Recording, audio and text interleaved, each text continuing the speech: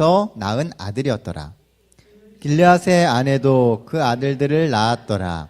아내의 아들들이 자라매 입다를 쫓아내며 그에게 이르되 너는 다른 여인의 자식이니 우리 아버지 집 기업을 잊지 못하리라 한지라. 이에 입다가 그 형제를 피하여 돕당에 거하매 잡류가 그에게로 모여와서 그와 함께 출입하더라. 얼마 후에 암몬 자손이 이스라엘을 치려 하느라 암몬 자손이 이스라엘을 치려 할 때 길르앗 장로들이 입다를 데려오려고 돕당에 가서 입다에게 이르되 우리가 암논 자손과 싸우려 하나니 당신은 와서 우리의 장관이 되라. 11절입니다. 이에 입다가 길르앗 장로들과 함께 가니 백성이 그로 자기들의 머리와 장관을 삼은지라. 입다가 미스바에서 자기의 말을 다 여호와 앞에 고하니라. 29절입니다. 이에 여호와의 신이 입다에게 임하시니 입다가 길르앗과 므낫세를 지나서 길르앗 미스베에 이르고 길르앗 미스베에서부터 암몬 자손에게로 나아갈 때에 그가 여호와께 서원하여 가로되 주께서 과연 암몬 자손을 내 손에 붙이시면 내가 암몬 자손에게 평안히 돌아올 때에 누구든지 내 집 문에서 나와서 나를 영접하는 그는 여호와께 돌릴 것이니 내가 그를 번제로 드리겠나이다 하니라.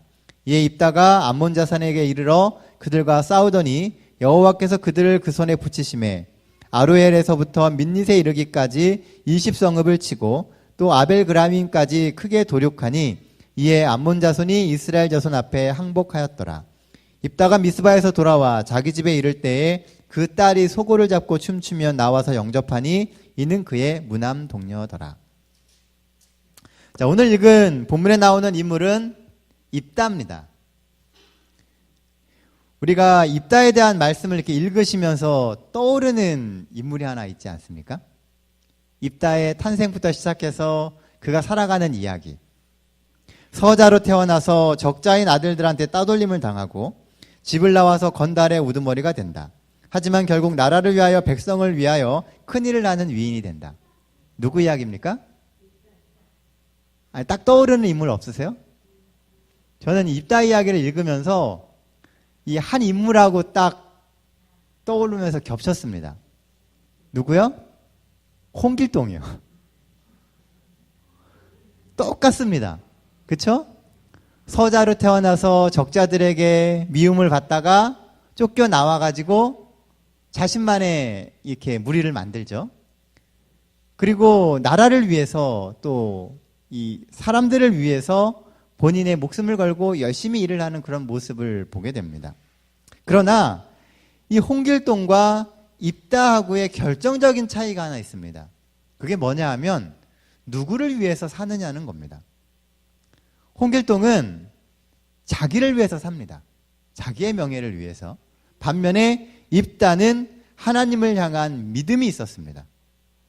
그래서 입다는 성경에 기록되는 인물이 된 것이고 홍길동은 그냥 사람들의 이야기 속에서 맴도는 사람이 되는 것입니다.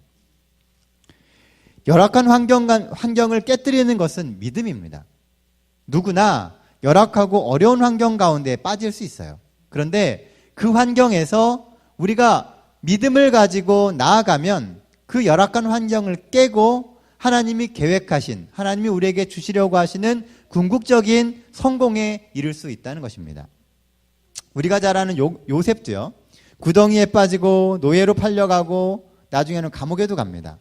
그럼에도 불구하고 그가 국무총리가 될 수 있었던 것은 하나님에 대한 믿음 때문이었습니다. 성경에 나오는 인물들이 어려움을 겪지 않은 인물이 없습니다. 힘들고 어렵고 때때로는 정말 왜 내가 이런 인생을 살아야 될까라고 하는 그런 정말 열악한 환경 가운데 놓입니다. 그럼에도 불구하고 믿음이 있기 때문에 그 환경을 이겨내고 결국 하나님이 계획하신 일을 이루는 것을 보게 됩니다. 우리 가운데에서도 불우한 환경으로 또 삶이 버겁고 힘든 사람들이 분명히 있을 것입니다. 내가 하나님 믿고 잘 살려고 그러는데 왜 이렇게 잘 안 받쳐줄까? 내가 잘 되면 정말 하나님의 일 크게 하고 교회를 위해서도 큰일 할 텐데 왜 잘 안 될까? 아마 그런 생각을 갖고 계시는 분들이 또한 계실 것입니다. 여러 가지 좋지 못한 환경 때문에 때때로 눈물을 삼켜야 하는 그런 사람들도 있을지 모릅니다. 불우한 환경 때문에 인생을 포기한다면 그것은 잘못된 생각입니다. 하나님을 향한 믿음만 있으면 불우한 환경도 우리의 인생을 위한 걸음이 될 수 있습니다. 오늘 입다는 그런 것에 대한 이야기를 보여주고 있다는 거예요. 결국 요셉과 입다도 그 환경을 딛고 일어서지 않았습니까? 믿음이 있으면 반드시 길이 있습니다. 우리가 하나님을 정말 믿으면 어떠한 환경 가운데서도 하나님께서 길을 열어주신다는 겁니다. 오늘 이 안식일 우리의 마음 가운데 그런 하나님에 대한 확신과 희망이 있게 되시길 간절히 바랍니다. 입다의 삶에서 얻을 수 있는 교훈 첫 번째는요, 용서하는 마음입니다. 저는 이 용서하는 마음을 쓰임받는 마음이라고 바꿔보고 싶어요. 용서하는 사람이 결국 쓰임받을 수 있는 사람이 된다는 것입니다. 입다는 수많은 서러움을 받고 쫓겨났습니다. 그러나 위기의 때에 그 형제들의 죄를 묻는 대신에 그들을 용서하고 오히려 그들을 구해주는데 목숨을 바치는 것을 보게 됩니다. 입다는 명분이나 자존심보다 자기가 하나님의 도구로 쓰임을 받는다는 사실을 더 중요하게 여겼습니다. 살다 보면요, 내 마음은 그렇지 않은데 핍박을 받고 어려움을 당할 수 있습니다. 누명을 쓸 수도 있고요, 어려움을 당할 수 있습니다. 그럼에도 불구하고 하나님이 나를 필요로 하신다라고 하는 것이 느껴질 때에는 그 모든 것을 내려놓고 하나님의 뜻에 순종할 수 있어야 한다는 것입니다. 우리가 잘 아는 성경 말씀 디모데 후서 2장 20절 21절에 보면 이런 구절이 있습니다. 큰 집에는 금과 은의 그릇이 있을 뿐 아니요 나무와 질그릇도 있어 귀히 쓰는 것도 있고 천히 쓰는 것도 있나니 그러므로 누구든지 이것에서 자기를 깨끗게 하면 귀히 쓰는 그릇이 되어 거룩하고 주인의 쓰시기에 합당하여 모든 선한 일에 예비함이 되리라. 여기 보면 집에는요, 금그릇이 있고 은그릇이 있고 나무 그릇도 있고 질그릇도 있다는 겁니다. 그리고 누구든지 자기를 깨끗하게 하면 귀히 쓰이는 그릇이 된다라고 이야기를 해요. 많은 사람들이 금그릇도 있고 은그릇도 있고 나무 그릇도 있고 질그릇이 있으니까 귀히 쓰이는 그릇은 뭐예요? 금그릇이나 은그릇을 생각합니다. 그런데 말씀을 잘 읽어보면은요, 금그릇이나 은그릇이 귀한 그릇이라고 이야기하고 있지 않다는 거예요. 귀한 그릇은 뭐냐 하면 용도에 적합하게 쓰여지는 그릇입니다. 사람들은 모두가 다 금그릇 대우받기를 원해요. 어디서든지 사람들이 나를 금그릇 취급을 해주기를 원합니다. 그런데 보세요. 여러분들 집에 혹시 금그릇 있으세요? 없어요? 좋은 그릇 있죠? 비싼 그릇? 본차이나 뭐 이런 거. 저는 그릇 잘 모릅니다. 근데 좋은 그릇 있잖아요? 좋은 그릇을 많이 쓰세요? 아니면은 집에서 밥그릇을 쓰고 막 하는 그런 그릇을 더 많이 쓰세요? 막 쓰는 그릇을 더 많이 씁니다. 귀한 그릇은 대부분 다 장식장에 있지 실생활에는 아무 필요가 없어요. 그러다가 시간이 좀 지나면 어떻게 해요? 이사 갈 때는 버립니다. 안 쓰는 그릇이니까. 시간이 5년, 10년 지나고 나면 장식장에 있는 그릇은 제대로 써보지도 못하고 버려지게 됩니다. 반면에 그거보다 값보다 좀 떨어지는 것처럼 보였지만 막 쓰는 그릇은요, 정말 이가 나갈 정도로 쓰임 받습니다. 그리고 어떤 때는 그게 너무 정들어서 이가 나갔는데도 그 그릇을 씁니다. 자, 어느 그릇이 더 사랑스럽고 가치 있는 그릇일까요? 정말 사랑스럽고 좋은 그릇은요, 장식장에 두고 바라보는 그릇이 아니라 매일매일 쓰는 그릇이라는 겁니다. 성경의 시각에서 중요한 것은요, 금그릇이냐 은그릇이냐가 아니고 쓰임 받는 그릇이냐 그렇지 않는 그릇이냐입니다. 오늘 본문에서 입다가 사사의 명단에 이름을 올리는 이유가 뭐냐 하면 쓰임 받는 그릇이 되었기 때문입니다. 서자였던 입다가요, 히브리서 11장에 보면 믿음의 조상들의 이름을 쭉 열거할 때 거기에도 나옵니다. 우리가 아는 그 대단한 믿음의 거성들 있잖아요. 그 사람들 명단을 이야기할 때 입다가 거기에도 나온다고요. 왜요? 입다는 쓰임받는 사람이었다는 겁니다. 그가 출신이 어땠는지, 어떤 상황을 갖고 있는지, 오늘 또 본문에서 다뤄지는 것처럼 그가 잘못된 서원 때문에 아주 비극적인 일도 겪습니다. 그러나 결론적으로 그는 하나님께 쓰임받았던 사람이라는 거예요. 성경의 초점은 그 사람이 얼마나 유명해지느냐에 있지 않고 쓰임받느냐, 쓰임받지 못하느냐에 달려있다는 겁니다. 하나님이 오늘 우리에게도 관심을 가지시는 이유는 우리가 쓰임받는 사람이 되게 만들기 위해서입니다. 우리가 이름을 높이고 유명해지는 게 중요한 게 아니고요. 정말 중요한 것은 내가 쓰임을 받는 거예요. 누군가가 우리를 불러주고 누군가가 우리에게 할 수 있는 일을 준다라는 것은 우리가 쓰임받고 있다라고 하는 것입니다.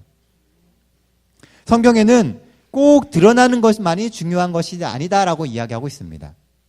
우리는 우리의 눈에 보이는 것보다 보이지 않는 것에 더 중요한 것이 있고요. 소중한 것들이 많이 있다는 것입니다. 중요한 것은 내가 하나님 안에서 어떠한 것을 찾아가고 있느냐는 거예요. 옛날에 한 수도원에요. 수많은 이제 수도승들이 있었습니다. 이 사람들이 매일매일 자기의 삶을 다 갈고 닦고 이렇게 하면서 그들이 이제 수도를 하고 있었어요. 그런데 어느 날부터인가 이 수도원에 있던 사람들이 하나둘씩 떠나가기 시작하는 겁니다. 그래서 같이 있던 수도사 하나가 열심히 거기서 기도하던 그 수도사들을 이렇게 붙잡았어요. 가지 말라고. 우리가 끝까지 더 열심히 좀 해보자고. 그런데도 계속 가는 겁니다. 그래서 이 수도사가 너무 기다리다 못해서 한 번은 그 수도원 원장을 찾아갔어요. 아니 원장님, 사람들이 떠나가는데 왜 저 사람들을 붙잡지 않습니까? 저 사람들을 붙잡아서 앉혀서 어떻게 해서든지 좋은 수도사를 만들어야 하지 않겠습니까?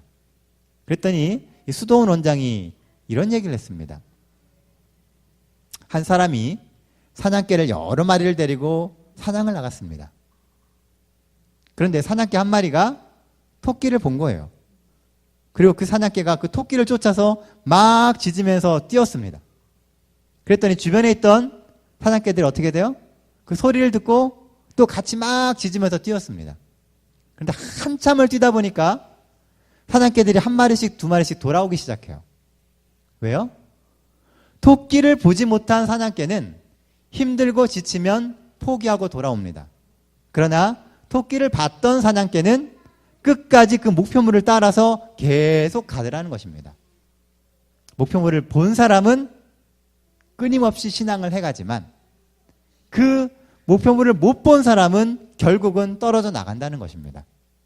오늘 우리가 마음 가운데 하나님을 품으면 하나님께로 쓰임받기를 원하고 하나님의 사람이 되기로 마음을 먹으면 여러분들의 삶 속에 끊임없는 목표가 생겨나게 되시고 또 더 나아가서 하나님께서 끊임없이 사용해 주기 때문에 우리의 신앙은 나날이 그 안에서 열매를 맺는 삶을 살아가게 된다는 것입니다.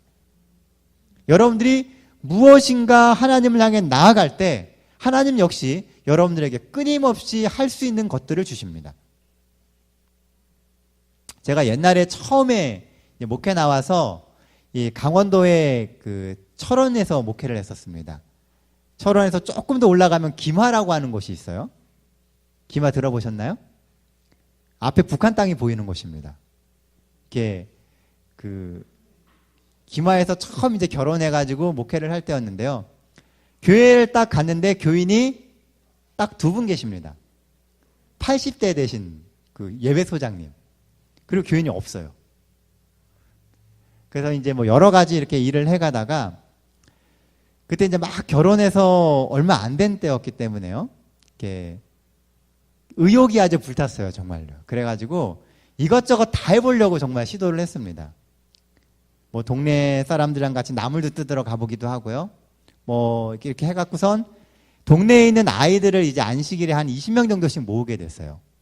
그 아이들 데리고 어린이반을 하고 그리고 이제 한 달에 한두 번씩 서울에 있는 여기저기 구경을 시켜줬습니다. 방송국도 데려가고 뭐 이렇게 박물관 같은 데도 데려가고 이런 식으로 한번 데리고 다녔어요. 시골에서는 그걸 잘 못하기 때문에. 근데 그러는 과정 속에서요, 제가 아주 이렇게 재밌는 걸 하나 발견한 게 뭐였냐면요. 하나님이 우리에게 일할 수 있는 거리를 주시고요. 그리고 그 거리를 찾아가다 보니까 의외로 사람들을 만나더라는 겁니다. 기마라고 하는 곳은요, 정말 이렇게 손바닥만한 곳입니다. 이쪽에서 저쪽 끝까지 가는데 차로 가면 5분도 안 걸려요. 마을이 이 읍이거든요, 거기가. 근데 이쪽 끝에서 저쪽 끝까지 차로 5분도 안 걸려요. 그냥 쑥 지나가면 끝납니다. 근데 거기에 교회가 14개가 있습니다. 저희 교회는 저 구석에 진짜 사람도 없는 교회인데, 근데 안식일에 아이들이 한 20, 30명씩 모여요, 이렇게요. 만나서 애들 데리고 뭘 하다 보니까 그 부모님들이 교회하고 연관이 있는 분들이 계시더라고요. 옛날에 침례받은 분들도 계시고요. 그리고 이른 양 되신 분들이 꽤 많았어요. 나중에는 안식일 예배 때 뭐 군인들하고 뭐 이렇게 하면 한 30명? 이렇게 가까이 모이게 됐어요. 그냥 오후에 또 한 20명 이렇게 모이고요. 근데 이렇게 연결해서 하다 보니까요, 하나님께서 좋은 분들을 계속 붙여주는 거예요. 옆에 있는 기마고등학교, 중학교 교감 선생님이 또 교인입니다. 그분이 이제 교회에 이렇게 가끔씩 오셨는데 여기 사람이 없으니까 다 딴 데로 가시다가 나중에 오시게 되고, 그래서 학교에 가가지고 또 이렇게 아이들을 가르칠 기회도 생기고요.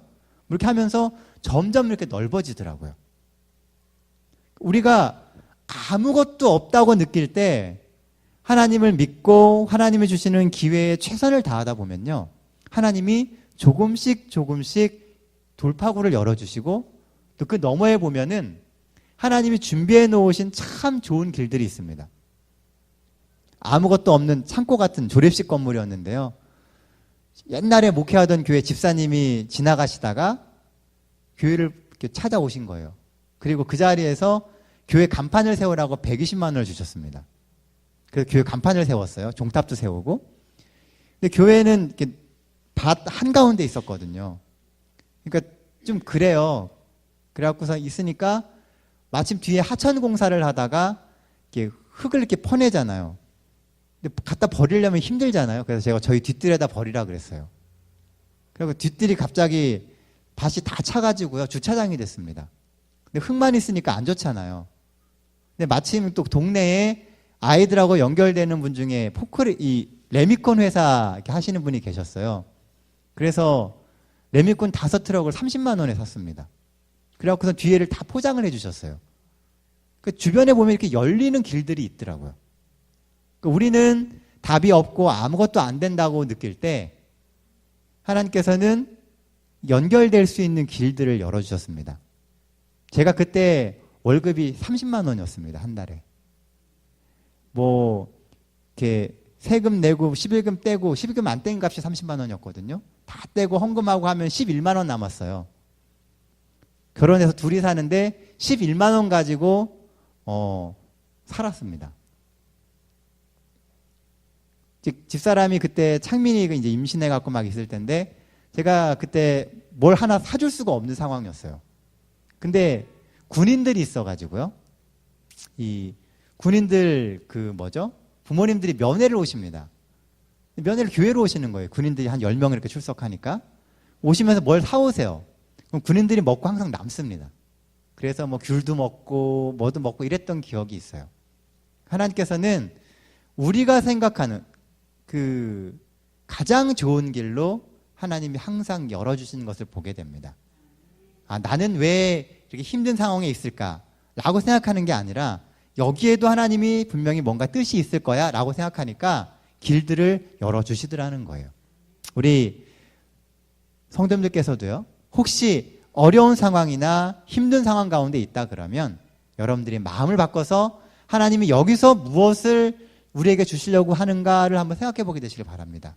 그러면 아마 입다의 경우처럼 인생이 완전히 바뀌어지는 하나님의 뜻이 있게 되리라고 믿습니다.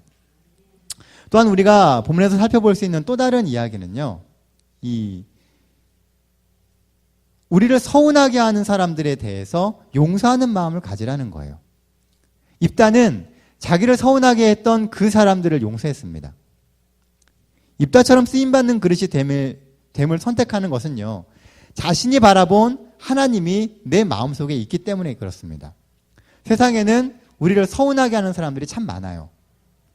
그들에게 눈에는 눈, 이에는 이식으로 대한다면요, 아무리 오랜 세월이 지나도 결국 남는 것은 미움의 앙금뿐이게 될 것입니다. 사랑하는 성도 여러분, 혹 비록 서운한 감정이 있더라도 과감한 사랑으로 용서하는 입다의 마음을 갖게 되시기 바랍니다. 용서하는 마음을 가질 때 하나님이 그 사람을 쓰십니다. 왜냐하면 용서하는 마음을 가진 사람은요, 어떤 어려움이 오더라도 극복할 수 있는 힘을 갖기 때문에 그렇습니다. 로마서에 보면은 원수의 머리에다가 숯불을 올리는 것이 그들을 위하는 사랑이다라고 이야기를 합니다.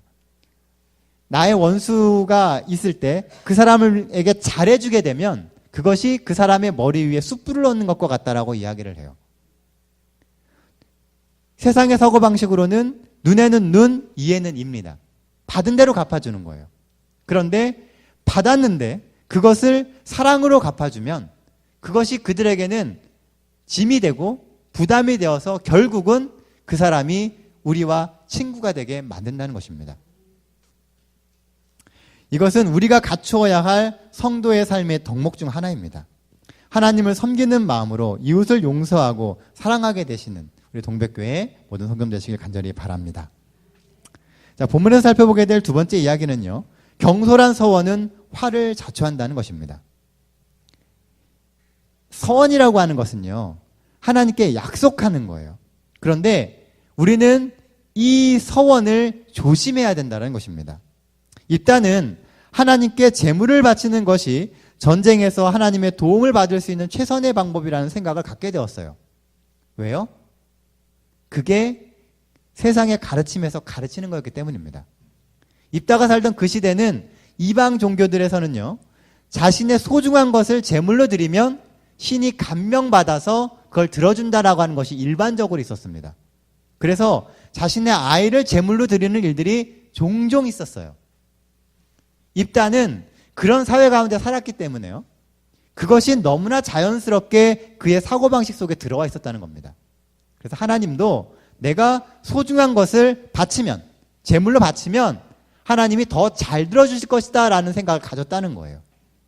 교육의 결과입니다.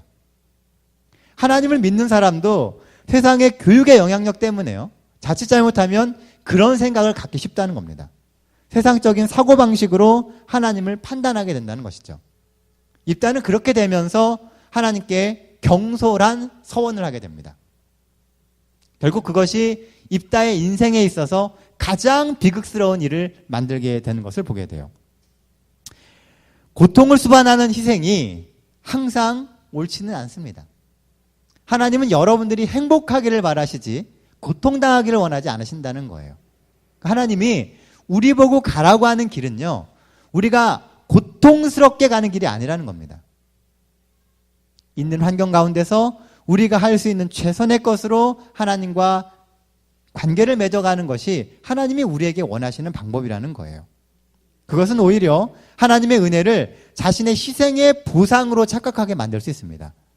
내가 뭘 했기 때문에 하나님이 나한테 이걸 주신 거야. 잘못된 것입니다. 성경은 분명히 우리가 아직 죄인 되었을 때, 로마서 5장 8절에 보면요, 우리가 아직 죄인 되었을 때 하나님이 우리를 먼저 사랑하셔서 우리를 위해 돌아가신 겁니다. 우리가 뭘 했기 때문에 하나님이 그걸 주시는 게 아니라는 거예요. 우리가 뭘 했기 때문에 하나님이 우리의 기도를 들어주시고, 우리가 뭘 했기 때문에 하나님이 우리의 인생에 개입하셔서 하나님의 일을 이루시는 것이 아니라는 겁니다. 그런데 우린 자꾸 우리가 뭘 해야만 하나님이 우리의 기도를 들으시고 우리의 인생에 개입하실 거라고 생각해요. 이게 교회 밖의 교육의 결과라는 것입니다.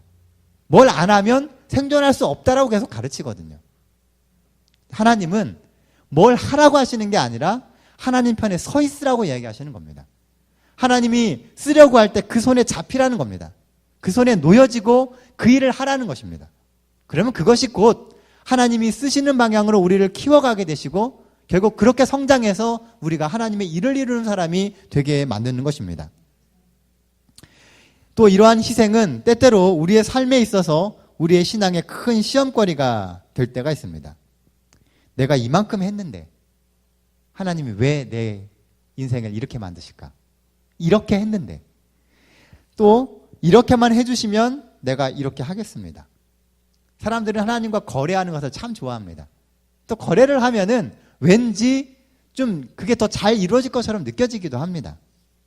이것은 우리가 하나님 앞에서 침착하지 못하고 들떠있기 때문에 생기는 현상입니다. 신앙을 하다 보면은요, 잘 될 때가 있어요. 그 잘 될 때 들뜨면 안 됩니다. 모든 것이 잘 풀릴 때일수록 침착해져야 돼요. 하나님이 나에게 원하시는 삶의 방향이 무엇일까를 생각해야 됩니다. 어려울 때도 문제이지만 잘 될 때도 문제라는 겁니다. 하나님의 뜻을 제대로 읽지 못하고 자신의 의지와 기분만으로 모든 것을 결정하려고 하기 때문에 생기는 문제인 것입니다. 어떤 사람이 이런 이야기를 했습니다. 터널을 지나는 동안에는 결코 기차칸을 옮겨 다니지 말아라 그랬습니다. 터널을 지나면 어떻게 돼요? 깜깜해집니다. 그 깜깜한 기간 동안에는 기차칸을 옮겨가지 말라는 거예요. 기차칸을 옮겨가는 것은 굉장히 위험한 겁니다. 혹시나 발을 헛딛거나 또 잘못되면 큰 사고가 납니다. 근데 우리의 인생도 비슷하다는 거예요. 때때로 우리의 인생이 터널과 같은 곳을 지날 때가 있습니다. 앞이 안 보여요. 그리고 뭘 해야 될지도 모릅니다. 하나님께 기도를 하는데 응답이 잘 안 오는 것처럼 느껴져요. 하나님의 명확한 이 제시가 보이지가 않습니다. 이러한 때에 우리의 마음대로 방향을 바꾸거나 이 삶의 모습을 바꿔가지 말라는 것입니다. 하나님이 침묵하신다고 우리의 인생이 달라지지 않습니다. 그 터널의 기간 동안에 가만히 있는다고 우리가 손해가 되지도 않고요. 하나님이 손해가 되지도 않습니다. 그렇기 때문에 조용한 거예요. 그런 때는 내 마음대로 인생의 길을 바꾸기보다는 가만히 기다리는 것이 중요합니다. 하나님이 나에게 말씀하시는 음성이 무엇인지를 기다리는 겁니다. 많은 성도들이 기도하고 기다리는 걸 잘 못해요. 우리가 기도는 열심히 하잖아요. 우리의 필요나 우리의 상황에 대해서 기도를 열심히 합니다. 그리고 그 기도에 대한 응답이 올 때를 기다리지를 못해요. 그리고 또다시 다른 방향의 기도를 또 합니다. 여러 개를 막 쑤셨나요? 그렇게 하다 보니까 어느 순간에는 하나님이 내 기도를 응답하시는지 안 하시는지도 모릅니다. 그러면서 살아가고 있다는 거예요. 우리가 자꾸 옮겨 탈 필요가 없습니다. 기도했으면 하나님이 명확한 응답을 주실 때까지 기다리세요. 그 일을 우리가 섣불리 결정할 필요가 없습니다. 하나님이 가장 좋은 방향으로 이끄시기 때문에 그래요. 어떤 때 우리는 시간에 쫓겨가지고요. 빨리 이거 결정해야 되는데 라는 생각이 듭니다. 이거 빨리 결정 못하면 손해가 될 것 같아요. 그런데 하나님께 기도했는데 응답이 들리지가 않아요. 사람을 통해서든지 말씀을 통해서든지 응답이 와야 되는데 이게 오지를 않는 겁니다. 막 불안해요. 그러한 때에 옮겨가지 말라는 거예요. 입다는 이미 전쟁터에서 하나님의 쓰임을 받고 성공의 경험을 했습니다. 근데 입다는 더 큰 승리를 원했어요. 더 확실한 승리를 원했던 겁니다. 그러면서 서원을 한 거예요. 하나님, 지금도 이기게 하셨으니까 완전히 이기게 해주십시오. 그러면 제가 뭘 드리겠습니다. 여러분들 주변에 신앙을 하면서 이렇게 하시다가 실패하신 분들 정말 많습니다. 하나님, 이거 해 주십시오. 제가 이걸 하나님께 드리겠습니다. 그러면 반드시 망합니다. 왜냐하면 하나님도 그 기도를 들으시지만요, 사단도 듣고 있습니다. 그 사람이 거기만 딱 무너지면 어떻게 돼요? 와르륵 무너질 걸 알기 때문에 사단이 그게 되도록 두지를 않습니다. 그래서 서원하지 말라 그러는 거예요. 우리가 섣부르게 서원을 하면은요, 그 서원의 족쇄에 매어가지고 신앙이 망가집니다. 하나님이 원하시는 것은 재물이 아니고요, 우리의 마음입니다. 우리가 하나님 편에 서서 끊임없이 하나님을 믿는 그 믿음으로 나가기를 원하세요. 그러다 보면 마음이 있는 곳에 물질도 있는 것이고 마음이 있는 곳에 다른 것도 있는 겁니다. 그래서 같이 따라가는 것이지 내가 어떠한 물질이나 어떠한 약속을 가지고선 우리의 신앙의 길, 인생의 길을 바꾸려고 하면 안 된다는 거예요. 입다가 그래서 큰 실패를 경험한 거 아닙니까?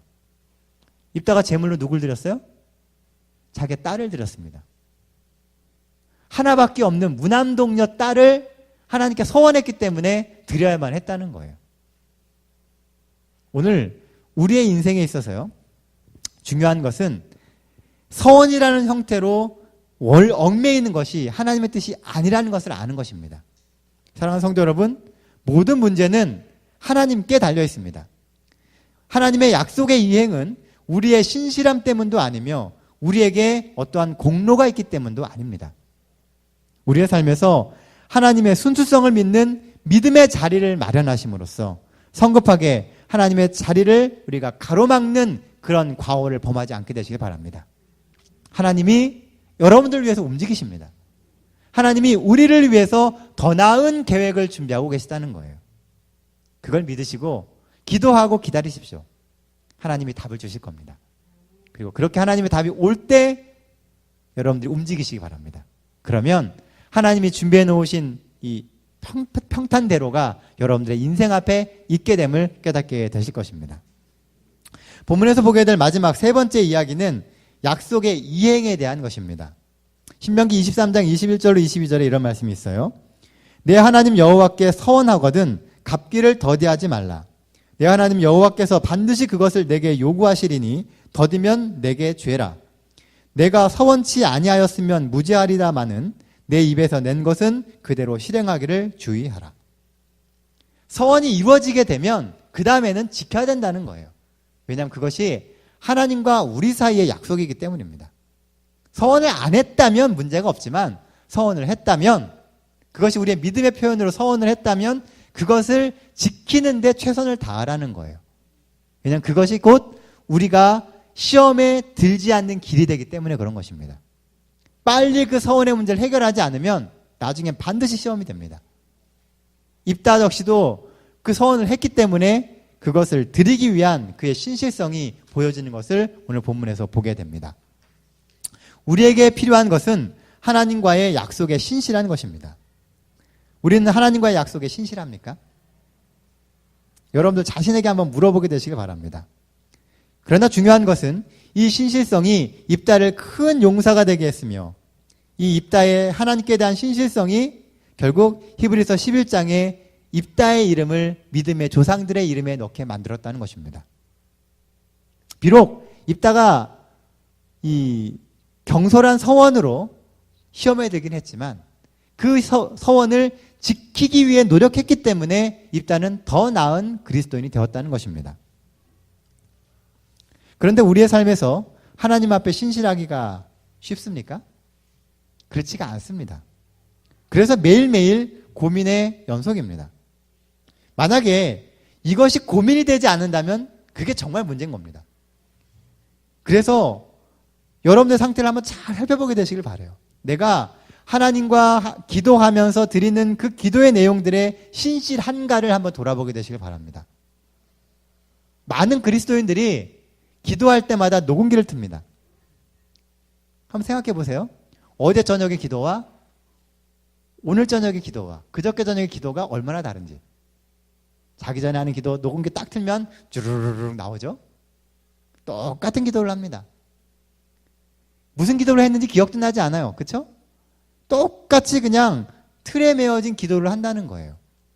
그런데 우리가 틀에 매어진 기도를 하는데 그 가운데에 하나님과의 약속이 들어있는 경우도 있다는 겁니다. 이럴 때는 우리가 정신을 바짝 차려야 됩니다. 하나님과의 약속이 우리의 기도에 들어가는 순간 우리는 그 약속에 신실한 성도가 되어야 한다는 거예요. 한 마을에요, 구두수성공 한 사람이 있었습니다. 하루는 이 구두수성공이 랍비를 찾아왔어요. 이 구두수성공이 살고 있는 마을은 아주 가난한 마을입니다. 그래서 사람들이, 돈이 많은 사람들이 별로 없었어요. 대부분의 사람들이 한 켤레의 구두를 갖고 살고 있었습니다. 이 구두수성공이 랍비에게 이야기를 합니다. 랍비님, 저는 구두수선공인데 제가 사는 마을은 다 가난한 사람들밖에 없습니다. 그래서 구두가 한 켤레씩밖에 없습니다. 하루 종일 힘써 일하고 저녁 때가 돼서 이 사람들이 구두를 수선하러 옵니다. 그럼 제가 밤사이에 이걸 수선해 놓지 못하면 아침에 이 사람들은 일을 할 때 신고 나갈 구두가 없습니다. 저는 매일 저녁 그 사람들의 구두를 수선하기 위해서 최선을 다합니다. 그런데 가끔씩은 아침이 되어도 그 일을 다 못 마칠 때가 있습니다.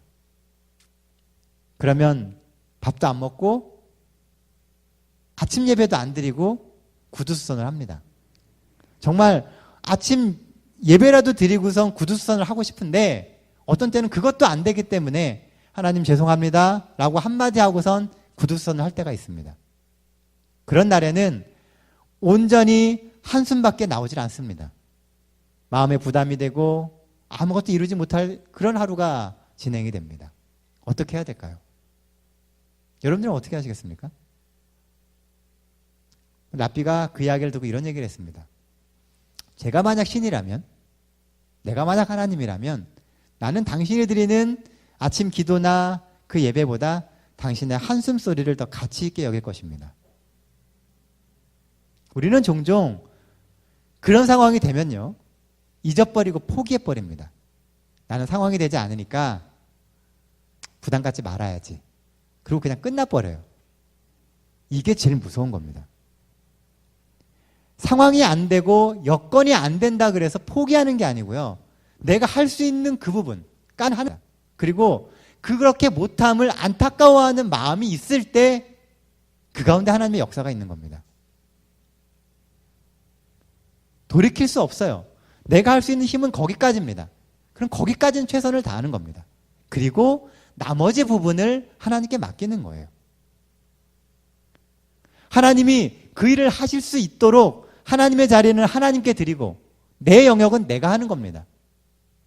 그래야만 그것이 합력하여 선을 이루게 되는 것입니다. 사랑하는 성도 여러분, 한숨을 크게 내쉬십시오. 하나님은 여러분들의 그 한숨 소리를 결코 외면하지 않으십니다. 여러분들이 안 되는 부분을 놓고 고민하고 안 되는 부분을 놓고 한숨을 쉴 때 하나님이 도와주시고 그 가운데 역사하셔서 길을 열어주시는 겁니다. 입다는 한숨밖에 나오지 않는 상황 가운데 놓였습니다. 그러나 그 일을 진행했습니다. 그리고 입다는 평생 그 이후로 하나님 앞에 서원이라고 하는 것이 얼마나 위험한 것인지에 대해서 느끼고 경험하며 더 신실한 그리스도인으로 살았습니다. 오늘 우리가 하나님 안에서 실패한 경험들, 넘어졌던 경험들, 그 경험들을 잊지 마시기 바랍니다. 그리고 그것을 교훈 삼아서 앞으로 살아가면서는 더 열심히, 더 충실히, 더 신중하게 신앙생활을 해가게 되시길 바랍니다. 우리가 넘어지는 수많은 시험들의 많은 부분은요, 과거에도 똑같이 경험했던 실패의 경험들을 반복하는 경우가 많습니다. 우리가 경솔하게, 섣부르게 들떠서 움직이다가 우리가 시험에 들었던 경우를 똑같이 반복하고 있다는 거예요. 왜 입다의 이 비극적인 이야기를 성경에 하나님이 기록하셨을까요? 보고 배우라는 겁니다. 하나님의 위대한 쓰임받는 영웅도 실패할 수 있습니다. 그런데 그 실패가 그의 인생을 마무리 짓는 것이 아니라 계속해서 살아갈 수 있는 힘을 준다는 거예요. 오늘 우리에게 주어져 있는 환경들, 여건들, 하나님께서는 이 여건들을 넘어설 수 있는 힘을 여러분들에게 주실 것입니다. 인생의 경험, 신앙의 경험을 통해서 하나님이 주시는 그 기별들을 여러분들이 꼭꼭 취하게 되시길 바랍니다. 하나님 앞에서 좀 더 진지하고 말을 아끼며 겸손한 삶을 살게 되시길 바랍니다. 그렇게 되므로 하나님 앞에 큰 용사로 우뚝 서게 되시는 우리 동백교회 모든 성도들 되시기를 간절히 바랍니다. 하나님은 여러분들의 삶에 항상 함께 하십니다. 하나님은 여러분들을 위해서 많은 계획들을 가지고 계십니다. 그리고 하나님은 오늘 그 일을 이루시기 위해서 여러분들 옆에 계십니다. 여러분들 힘들게 정말 최선을 다해서 한 주 사셨을 것이라고 믿습니다. 엿새 동안 힘써 일했기 때문에 이 안식일은 하나님이 여러분들과 함께 하시고 여러분들의 피로를 풀어주시는 날입니다. 안식일의 일은 온전히 하나님께 맡기십시오. 혹 다 마무리되지 않은 일이 있다 할지라도 이제는 잊어버리시기 바랍니다. 안식일을 해줄 때까지는 그 모든 것을 잊고 하나님이 이끌어 가시는 대로 인생의 길을 두십시오. 우리가 볼 땐 걱정스러울지 몰라도 그게 가장 안전하고 가장 좋은 길입니다. 하나님과 함께 하시는 이 안식일, 여러분들의 삶 속에 하나님의 넘치는 축복이 함께 하시길 간절히 바랍니다.